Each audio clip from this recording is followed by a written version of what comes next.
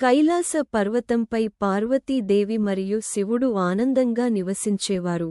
ఒకరోజు శివుడు బయటకు వెళ్ళినప్పుడు పార్వతీదేవి పసుపుతో ఒక బాలుడిని సృష్టించారు. ఆ బాలుడే గణేశుడు. పార్వతీ స్నానం చేస్తుండగా గణేశుడు ఇంటి ద్వారాన్ని కాపాడుతూ నిలబడ్డాడు. శివుడు తిరిగి వచ్చేటప్పుడు గణేశుడు లోపలికి అనుమతించలేదు. ఆయన ఎవరో తెలియక కోపంతో గణేశుని తలను తొలగించాడు. పార్వతీదేవి తీవ్రంగా బాధపడి కోపంతో విశ్వాన్ని నాశనం చేస్తానని బెదిరించారు.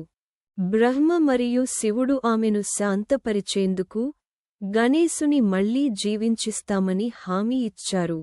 శివుడు తన గణాలను పంపి వారు ఒక ఏనుగును చూసి దాని తలను తెచ్చారు. ఆ ఏనుగు తలని గణేశుని శరీరానికి అమర్చారు. గణేశుడు మళ్లీ జీవించాడు.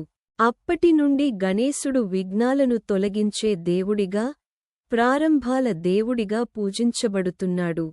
ఈ కథ మన కోపం ఎంత హాని చేయగలదో, అలాగే మన తప్పులను ఓసో త్వరగా సరిదిద్దుకోవాలో కూడా బోధిస్తుంది. దయచేసి మా తెలుగు గీత కథలు ఛానల్ను లైక్ చేయండి, సబ్స్క్రైబ్ చేయండి.